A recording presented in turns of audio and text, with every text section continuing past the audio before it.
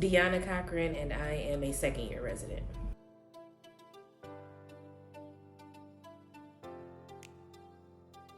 I think my fondest memory would have to be every year we had a ball that was a fundraiser, and before the ball, like as part of the entertainment, we had to create a video. And in the video, we would have to pick like a topic that we thought was funny. Our topic is basically we made fun of all of our professors. So every like nitpicky little thing that we could find to make fun of them for, that's what we did. And it was like a 10-minute video that we put together, and it ended up being hilarious. And to this day, it's one of the most viewed videos from the med school ball.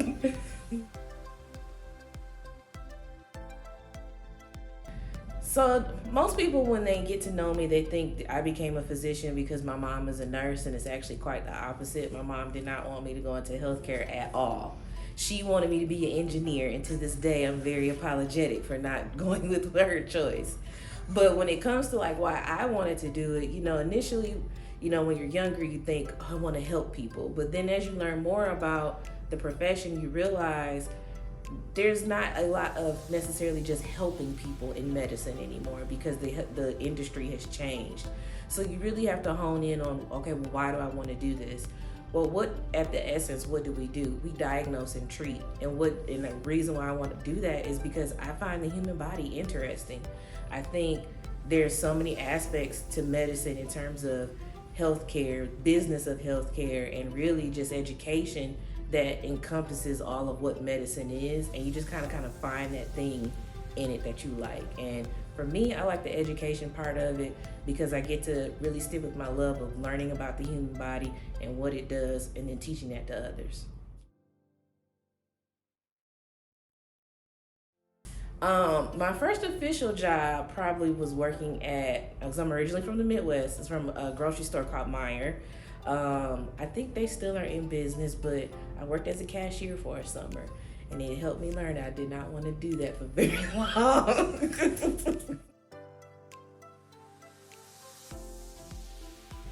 I think my favorite holiday would have to be Thanksgiving. And not just for the food, but I feel like at least with Thanksgiving, you get the community of family without the pressure of the gifts. And then on my mom's side of the family, before my grandmother passed, for years we actually celebrated Christmas at Thanksgiving. And that was because on my mom's side, it's all girls. And of course, that means they all got married, they've gone in different parts of the country. And so my grandmother was very wise and recognized you're gonna have to spend, part of your holidays with your husband's family. And so she said, I'm gonna pick one holiday, and that's the holiday you all have to come home. And it was Thanksgiving. And so for years we did that. We just celebrated Christmas at Thanksgiving, so that way we got Christmas, birthdays, everything all at Thanksgiving.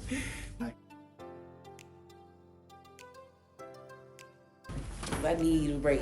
I need to power up. Well, thank you. You're welcome.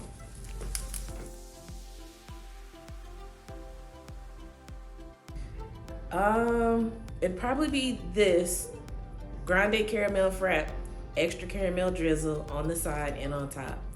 More sugar than caffeine, really.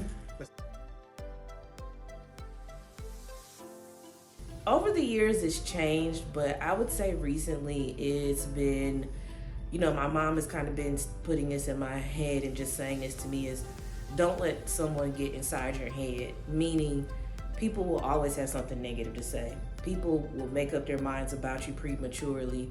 People will sometimes go out of their way to be an obstacle to what you're trying to do and what you believe. But you can't let them determine your destiny and your fate. And especially being in a profession like this, people are hypercritical. They're very negative. Pats on the back and praise is few and far in between. So you have to know within yourself that you're doing the best that you can every time you show up. And sometimes that's hard. Sometimes you have bad days, but you have to know what is your reason for doing this and why you continue to do it.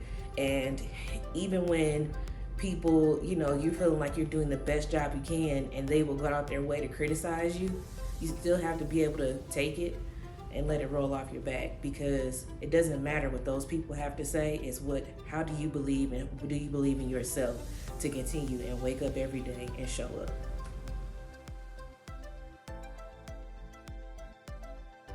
Okay, so this is terrible. Lately, it's been watching TV because, and I've gotten really good at watching TV. I've gotten I've started to realize okay, what network will give you a series which will give you about 10 seasons so you can just get really involved in it.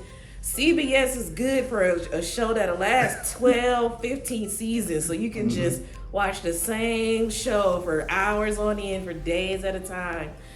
It's terrible. But if I had to pick something else, what my other guilty pleasure would be, especially being in Batesville, I started online shopping way too much. And then now that Amazon has gotten back into a good rhythm, now you can get stuff the next day.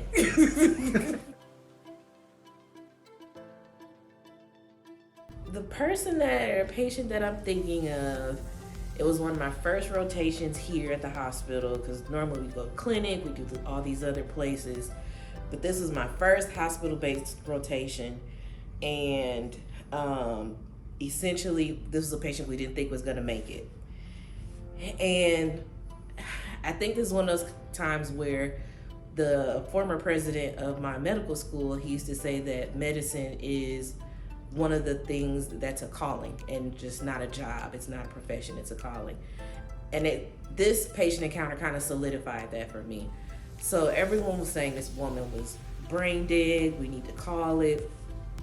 And I just got this tinkle, it just feeling in my head. I was like, I don't think she's ready yet. I don't think she's gone. And she just kind of moved really different when she was in the bed. And I said, guys, I think she's still in there. I think she's still here. And I called her name and I was like, hey, you still got some fight in you? This woman that everyone thought was brain dead almost raised about the bed and began to nod her head. And in my head, I was just thinking, see, no matter what people say about you, there's something inside you that you know what other people don't. So even if you don't know everything that's in the textbook, if you're not the first one to call out an answer, if you're not the first one to jump up and raise your hand because you know the answer to the question that's being asked of you, when everyone else had written that patient off, you knew there was something else there. And to this day, she's one of my patients that comes to the clinic.